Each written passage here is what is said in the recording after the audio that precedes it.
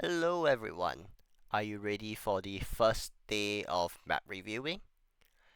I must implore you on this fact. If you have not watched my preview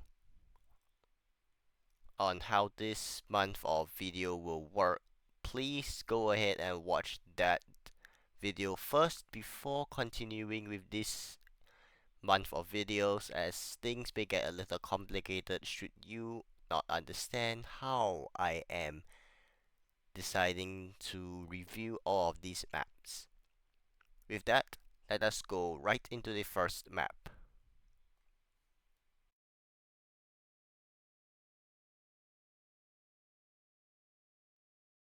Alright, so we have our first map, which is actually a survival map as indicated from the top right of Eliminated.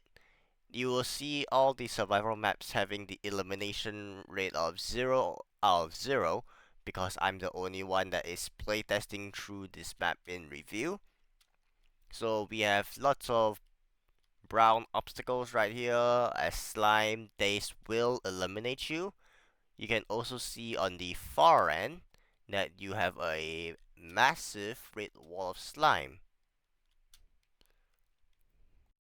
Now, as we look through the map, you would actually get to eventually notice that there are some weapon crates, or rather, these yellow chests that basically few power-ups. And for knowledge on how the power-ups work in Fall Guys, it's basically like your weapon of choice. Obviously, the Invisibeam power-up is not going to really be a weapon.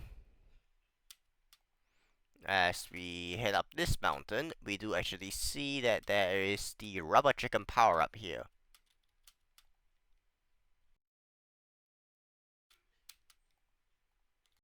And as you see with the massive shadow that suddenly covered the bean, the red wall of slime shifted forward by quite a fair amount. So we have the rubber chicken, the Invisibeam, as well as the party crusher, or to players we know it as the rhino. Now, if I can get to a higher vantage point, I want to actually take a look at a few things, as I've already figured out what the goal of this map is meant to be. Of course, given a crowd of players, that is. So let's quickly make our way upwards if I could without too much issue.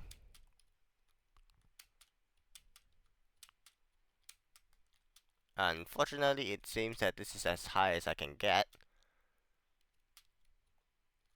Oh, wait, I did actually just notice something right at the very top of you. Do I have enough time to climb up? I do. Oh, go. So, jumping right at this angle, you can actually see that there are cannons at the very top. I'm not sure what these cannons are trying to indicate,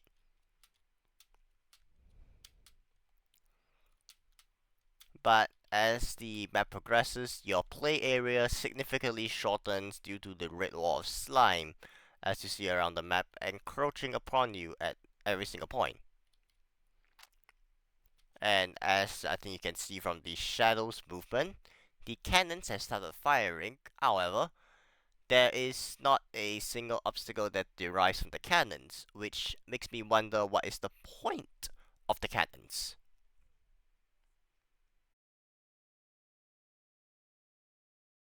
So all that said and done, I think I've already seen enough from this map, so I will go ahead and just eliminate myself.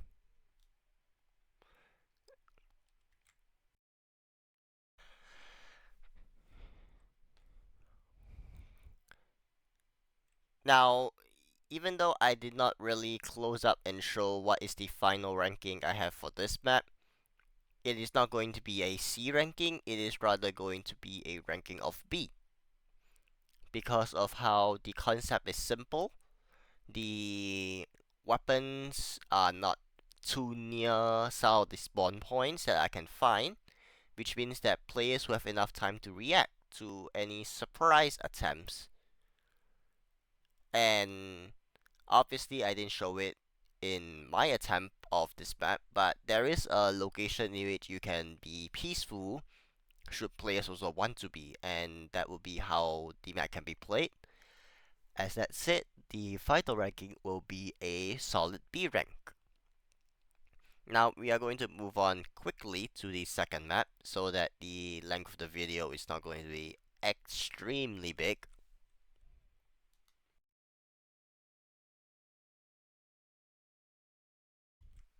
Alright, so we have our second map, which is a course map, as seenable from qualified 0 out of 1, but no points bar to show that it is a indication of a points map. And I'm having some jumping issues. And the bar is getting a little bit annoying.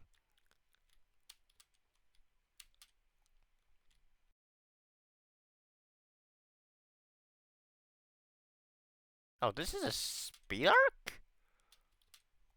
Oh.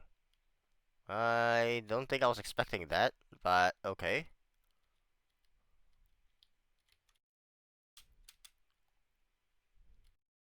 Okay, there we go. So, a few things I want to mention out, like looking through this map, if I were to just walk around, there are two different checkpoints. The left and the right path, they are both exactly the same. So, I'm not too sure, like, yes, I can understand the decision behind that is to maybe perhaps reduce the chance of body blocking by having two paths that basically leads to the same journey.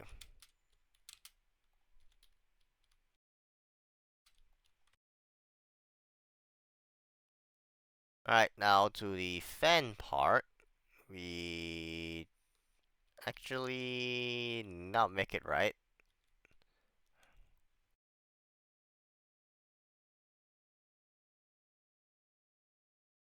And I tumble to my respawn. So these are the few things that obviously when I see from a map is perhaps generates a little less benefits from me. And that just happened.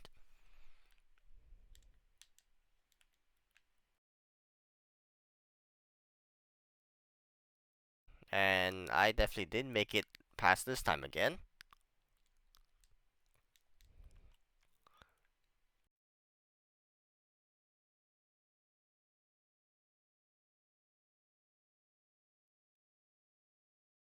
And that's not a right tumble at all. So obviously the obstacle like that proving much more of an annoyance.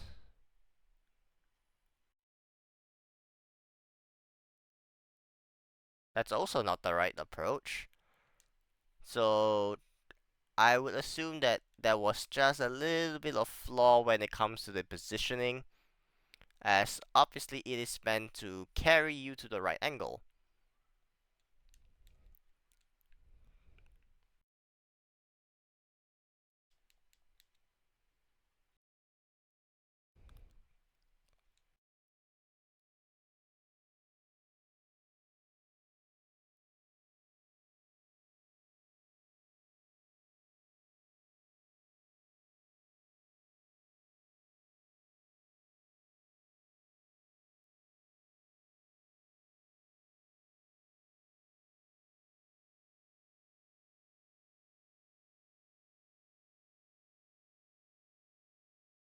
Notice how I've made the first two jumps, but then the second, the third jumps for the third drum, I have some issues with it.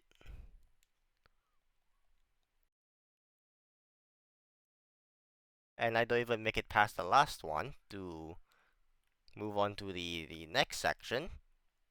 So with that, I'm definitely not giving this map a F rank, that's not going to be the case, definitely. And I slip right off again.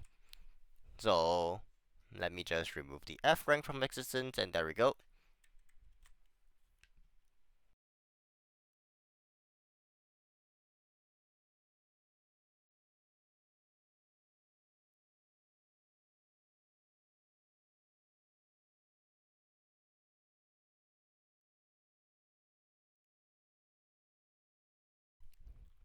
So that's definitely some issues that I have with this map. I'll also be putting the time limits for each map. And I just overdove that part, which is very interesting to know.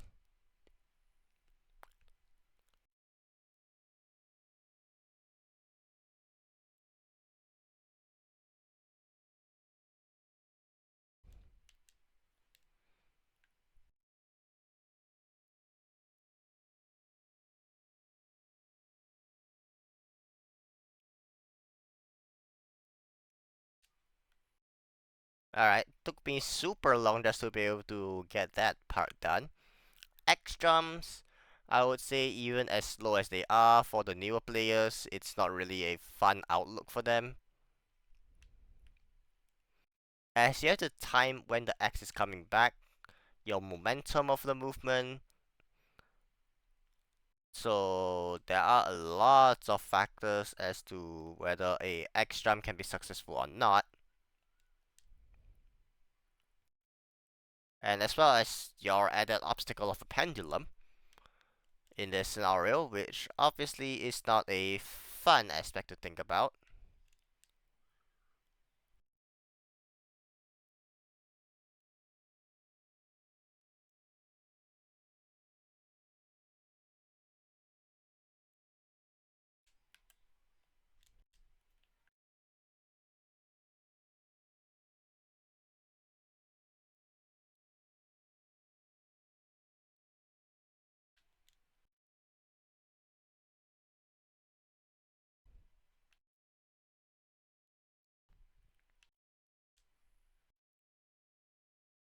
Definitely, I don't actually think that the pendulum is necessary.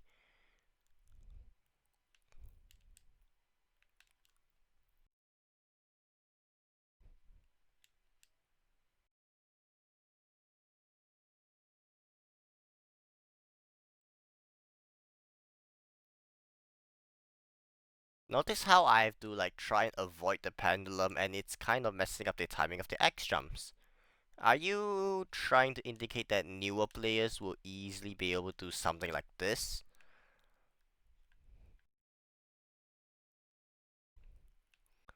Like, yes, I do understand that when it comes to creative maps, adaptation is key.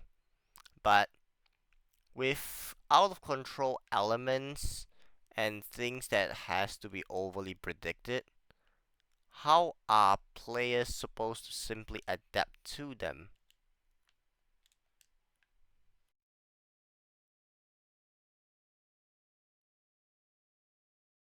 Alright, now we have the part of Boom Blasters.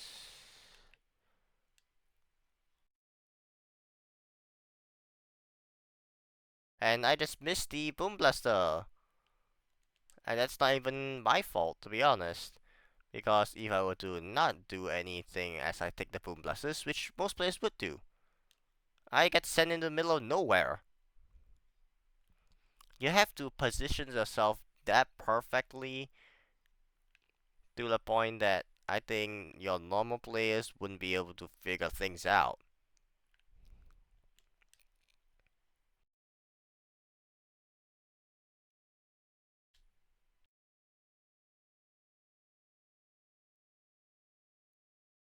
And that's a stumble.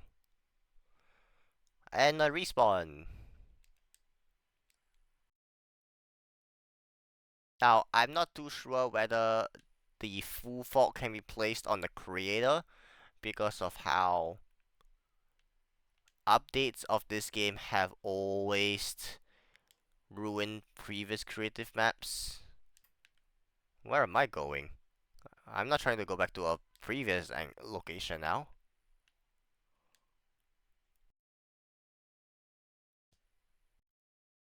I can't seem to get past this Boom Blaster part. And we are down to basically 30 seconds.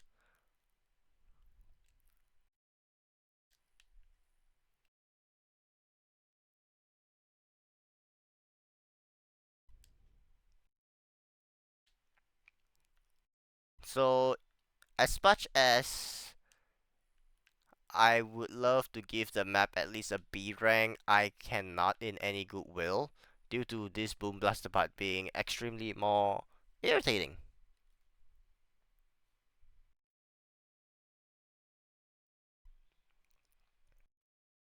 Now with that said and done, we are still going to move on to the third map, and hopefully this third map will be a little bit more easier, to say the least.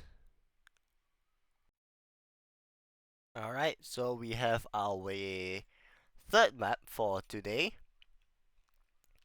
This map alone, it looks very clean and simple.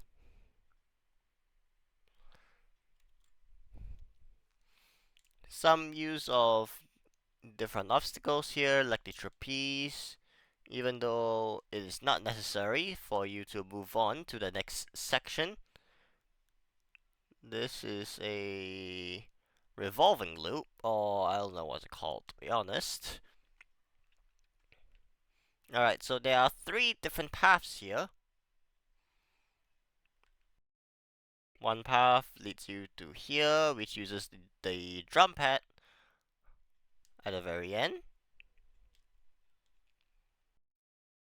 The left path, which... Oh, I thought those were drum pads, but they were not, they were just platforms. So platforms to reach you to the thing, and then you have the final middle path, which just is some basic jumps as we move on to the next area checkpoint.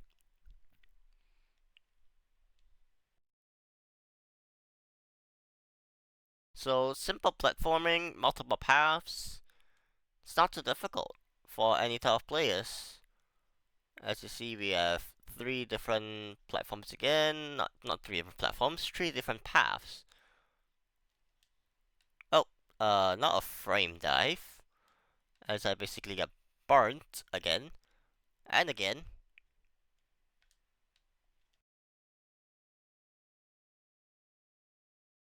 As we have a drum pad. Okay. I'm not sure if this was meant to be how it's to be done. Oh, okay. So, not really a clean indicator, but there is still some form of indication, so not too difficult here.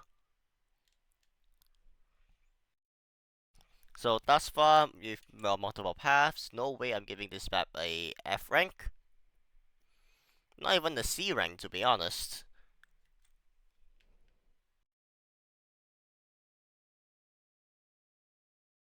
Alright, so there is really lots of multiple paths for players to explore. Quite number of numerous safe checkpoints as well. You have a good old Kirby at the end, and I'm not sure what you're supposed to do here. Can you just... Well, are we supposed to swing the goalpost through? Is the finish line a goalpost? And next question, can you actually kick this ball off the map?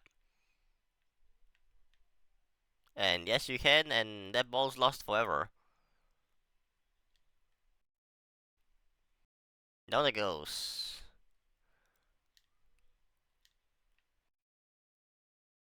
And you have a checkpoint right at the end for those people who want to apparently go visit Kirby over here. This is a full invisible platform. And you can hop on Kirby's head. For some reason, Kirby has a plunger on him. Alright. rather well accurately designed because the plunger is attached to the crane.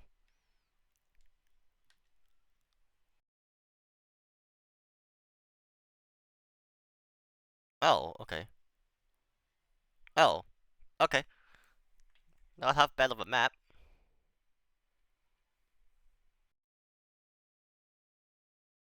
Alright, so with all your multiple paths, I would say that I can basically give this map a solid S rank actually, even though I didn't really have enough time to change out the display right at the very end.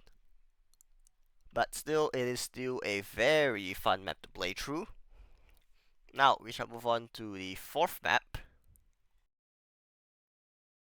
So, our fourth map for today, we have another course map. As we can instantly see already, there is quite the path to take, and I just decided to fall right off. But due to the fact that there are multiple paths, it isn't too dangerous.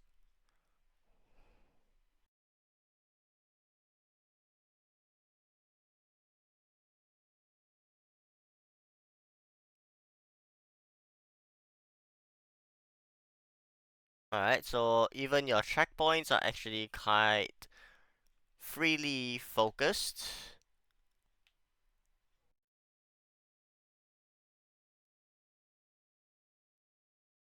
Obstacles are actually very clearly denotated. Oh, that's not right. So obviously you have a numerous number of paths,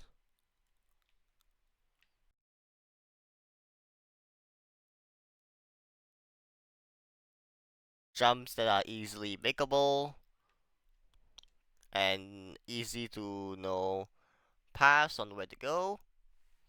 And I can think straight away, even though I forgot to re-unrelease the things again. This map is going to be a very clean and easy S rank. And let's get the qualification completed as we will move on to our final map.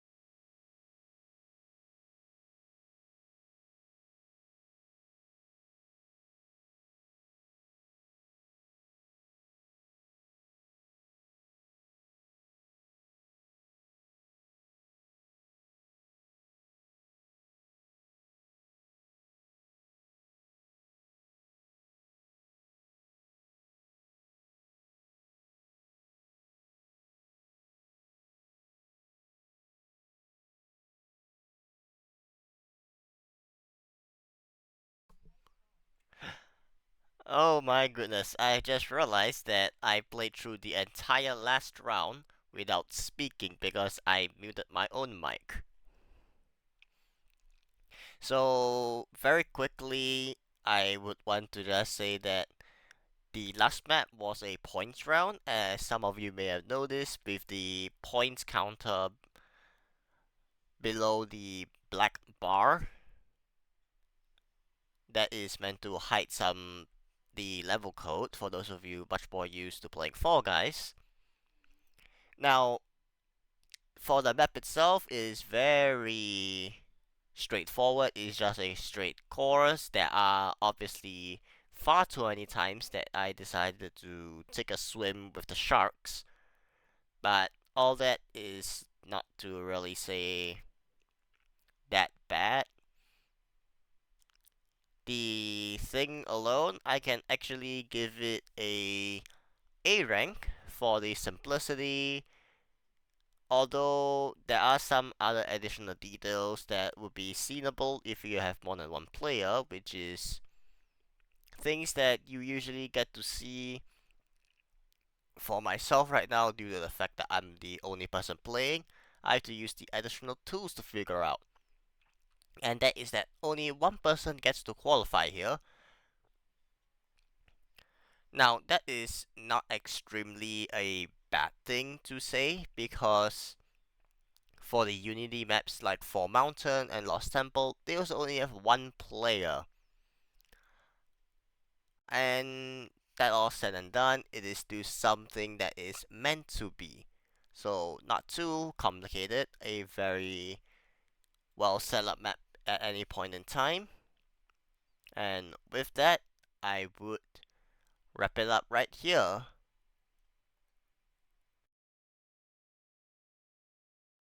I'll see you guys for the second episode tomorrow, and hopefully more maps will be reviewed. Goodbye, everyone.